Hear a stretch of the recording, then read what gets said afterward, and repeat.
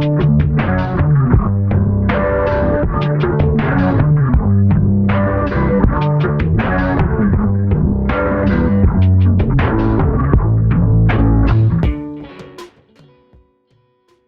guys, my name's McLarty of McLarty Films.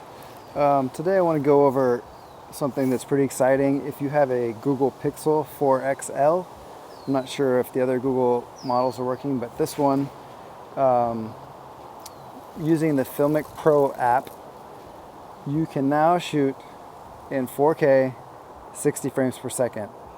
The phone itself, if you just use the native camera app from Google, it will shoot a maximum of 30 frames per second at 4K. And the app I got a message from Filmic Pro, it popped up and it said the app now supports 60 frames per second on the Google Pixel in 4K. I was like, what? No way, it's impossible. But I've been testing it out, and I just want to share with you what I've learned so far. For me, why do I want to shoot in 60 frames per second on my cell phone is because so then I can play it back at 30 or 24, and then I can have 50% speed. So I have 50% slow motion, so you get those really cool shots, and in 4K. Normally you're limited down to like HD.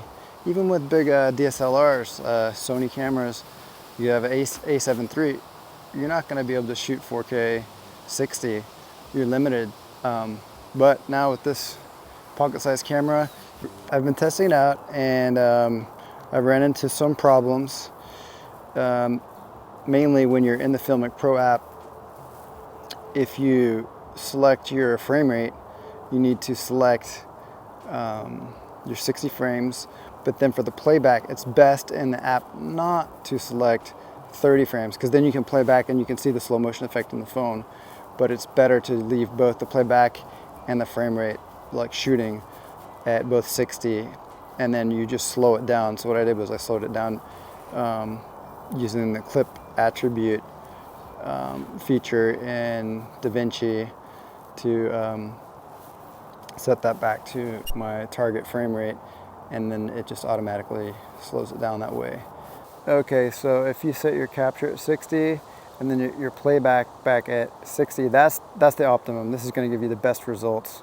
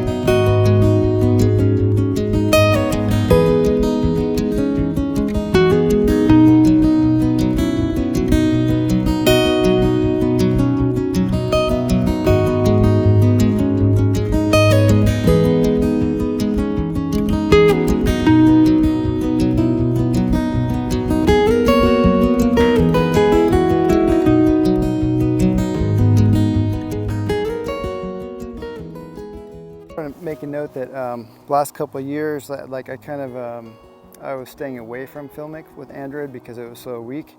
But now they've really upped the game, and Filmic is working a lot better on the new premium Android smartphones. So on the Google Pixel 4 XL, I'm sure you've used Filmic before, but just real quickly, you have resolution, frame rate, audio. I can check to see, okay, so camera mic. If you had an external plugged in here, it would show your audio source. And then for your hardware, you can choose your different lenses. And then the two main ways that this is for the exposure. And if you long press, this menu comes up, and then the top one is the ISO. and the bottom one is the shutter. And then if you hold it, you can lock it, it'll turn red, and then you can isolate like your shutter from the ISO that way. And to get it to disappear, you just click on the screen, and once it's red, it's locked. It's not going to, your exposure is not going to bounce around.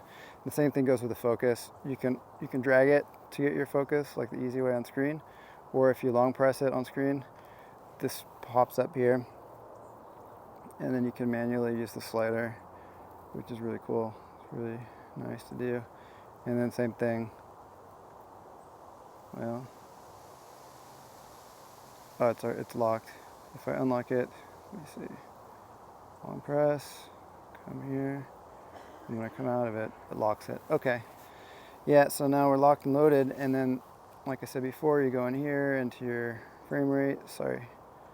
resolution, 4K, Filmic Extreme, different codec options. What are my options? HEVC or AVC. And frame rate, capture, and playback. So for 4K, you got 60 is the maximum. And then if, for example, if we were shooting in HD, you'd get a lot higher frame rate options. So now you can shoot all the way up to 240 on this phone. So we could shoot it at 240 and playback. But I have found that with the Android, I don't know, with this Pixel, it's better if you leave the playback the same and then you just slow it down in post. In summary, Filmic Pro lets your Pixel 4 shoot in 4K 60 frames per second. Something to be aware of, that it's gonna make your phone run hot and drain your battery and fill up your internal storage. But it's awesome to be able to shoot 60 frames per second in 4K. Thanks for watching. I'm going to be sharing more tips and tricks with a lot of my Android phones that I use to capture videos with. Until next time, thanks for watching. Peace.